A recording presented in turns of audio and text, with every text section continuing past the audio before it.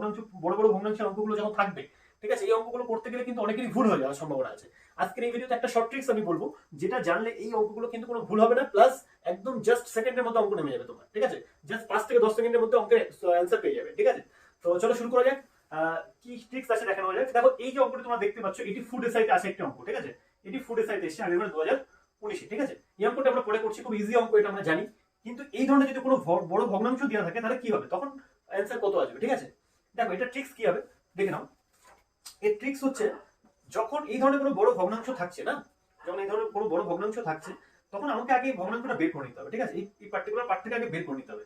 এই নিচের যে মানটা আছে এটাকে বের করতে গেলে কি করতে হবে, এই যে 1/4 যেটা আছে, এই যে দেখতে পাচ্ছ 1/4, এই 1/1 লিখলাম, তারপর 4 লিখলাম, ঠিক আছে। ওকে, এই 1 আর 4 লিখলাম। এবার দেখো 2 গুণ হবে, তাই তো, 4 এর সাথে 2 গুণ হবে, 3 গুণ হবে, তাহলে এগুলো লিখলাম পাশে 2 গুণ, তারপর কি গুণ আছে 3 গুণ, তারপর 3 গুণ, তারপরে 1 গুণ আছে না এখানে, তারপর এখানে 1 গুণ, ব্যাস। এবার দেখো সিম্পল রুল চলে আসবে, 4 2 8, আর এই আগেরটা সাথে যোগ হয়ে যাবে, 4 2 8, 8 আর 1 9, তাহলে এই জায়গায় কত হবে 9, ঠিক আছে। ঠিক আবার এটার সাথে এটা করলে কি হবে, 3 9 27 প্লাস আগেরটা সাথে যোগ হয়ে যাবে 4, মানে 27 আর 4 কত হয়ে যাচ্ছে 31, তাই তো, 3 9 27, তার সাথে আগেরটা যোগ হয়ে গেল 31।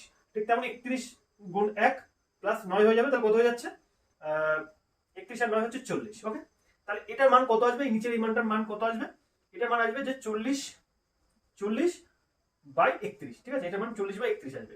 এবার দেখো, তাহলে এবার এটা তো উল্টে যাবে, উপরে 5 আছে, তাহলে উপরে 5, তাহলে এইটুকুনি মান কত হলো 40/31, তোমরা বুঝে গেলে, এটা 31, তাহলে 31টা উপরে উঠে যাও, তাহলে কত হচ্ছে 4 মাইনাস, আচ্ছা 31টা উপরে উঠে গেলে গুণ করতে হবে 5 এর সাথে 31টা আমি এখানে গুণ করে দিচ্ছি, তাহলে কত হচ্ছে 155, তাই তো, আর এটা হচ্ছে 40, তাহলে 40 40 160 মাইনাস 155, মানে 5 হচ্ছে 5/40, অর্থাৎ 1/8, এটা হচ্ছে অ্যান্সার, ঠিক আছে। একদম সিম্পল মেথড। এখানে একটু বড় বড় অঙ্ক আছে, এসএসসি সিজিএল টাইপ 2 তে আসে অঙ্ক 2015, একটু সময় লাগবে এটা জাস্ট, কিন্তু তোমার মেথডটা শিখে রাখো। জাস্ট কি হবে, এইগুলো 1/4 এই ভগ্নাংশটাকে আমরা আগে লিখবো 1 4, তারপর এগুলো গুণ আকারে দিয়ে আগেরটা করে যোগ করে দেবো, দিলেই আমাদের এই 40 এই ভগ্নাংশটা চলে যাবে। এই ভগ্নাংশটা চলে এলেই তো অঙ্ক ইজি, তারপর তোমরা করে নিতে পারবে। ওকে, এই হচ্ছে অঙ্ক। তারপর দেখো ফুড এসআইতে যে অঙ্কটা এসে, এত মিনিটের মধ্যে হয়ে যাবে, তোমরা জানো কিভাবে আমাদের এই নিচের এই ভগ্নাংশের টোটাল ভগ্নাংশটা বের করতে পারি আমরা।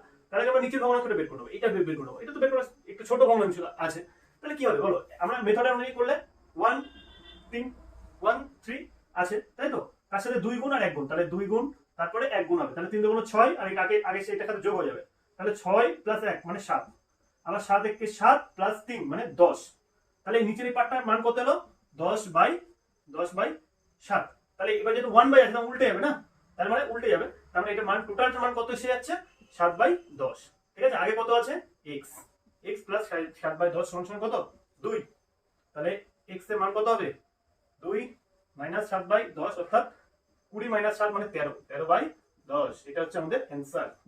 বুঝে গেছে, হলো একদম ইজি অঙ্ক। এইভাবে করলে কি হবে, ভুল হওয়ার সম্ভাবনাটা কম থাকবে। এগুলো হচ্ছে শর্ট ট্রিক্স, ঠিক আছে। তারপর দেখো এখানে একটা অঙ্ক আছে, এটা এসএসসি সিজিএল আসে 2014 একটা অঙ্ক।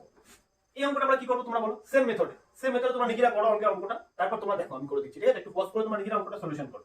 কিভাবে হবে, 1/4 দেওয়া আছে, তাহলে আমি 1 4 নিলাম, ঠিক আছে। দেখো এই বড় ভগ্নাংশ আছে, এগুলো ট্রিক্স ছাড়া করতে গেলে অনেক সময় ভুল হয়ে যেতে পারে, তাড়াহুড়োর সময়। ট্রিক্স কিভাবে, যদি 1 1 থাকে সব সময়, এগুলো থাকবে সবকটা 1/1 আছে, 1 থাকলে আমরা এগুলো করবো। কিভাবে করবো, 1 4 লিখে নিলাম, তারপর কি গুণ হবে 2 গুণ হবে, তারপর 1 গুণ হবে, তারপরে 3 গুণ হবে, তাই তো, ব্যাস।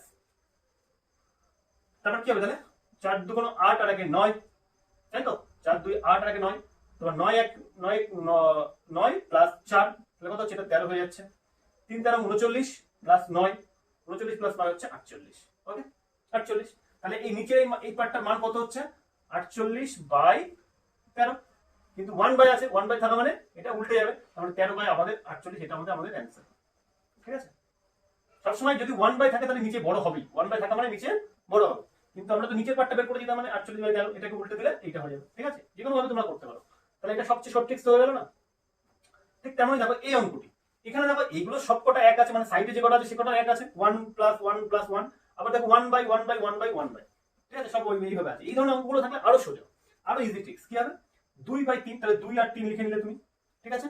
তারপর কটা 1 আছে, 1টা 2টো 3টে 4টে 5টা, টোটাল ভগ্নাংশটার মান বেরিয়ে যাবে 5টা 1 মানে কি, তুমি যোগ করো, এটা মানে জাস্ট যোগ করে দেবে আগেরটার সাথে, 3 আর 2 5, একটা হলো, তারপর আবার একটা 1, মানে 5 আর 3 8, আবার একটা 1, 8 আর 5 13, আবার একটা 1, তাহলে কত হচ্ছে 13 আর 8 21, ঠিক আছে, আমার একটা 21 আর 13 34, ঠিক আছে 34।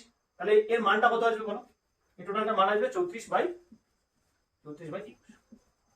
কারণ আমি টোটালটা ক্যালকুলেশন করে নিয়েছি না, টোটালটা ক্যালকুলেশন দিলে 34/21 হচ্ছে অ্যান্সার। ইজি হয়ে গেল না অঙ্কগুলো? বুঝে গেছে? এই ধরনের অঙ্ক আসলে খুব এই ট্রিক্সের মাধ্যমে করলেই সোজা হবে, কিন্তু মাথায় রাখবে ট্রিক্সটা কখন খাটবে, যখন 1/1 থাকবে, ঠিক আছে, তখনই হবে। আর 1 এই পাশে থাকলে তো একদম জাস্ট যোগ করে দেবে, আগেরটা খালি যোগ করতে হবে, 3 আর 2 5, 5 আর 8 এইভাবে, ঠিক আছে। আর যদি এগুলো আলাদা থাকে তাহলে এই মেথডে করে নেবে, এটা সবচেয়ে ইজি মেথড, খুব দ্রুত হতে পারে। তো চলো নেক্সট ভিডিওতে আবার একটা ট্রিক্স নিয়ে আসছি।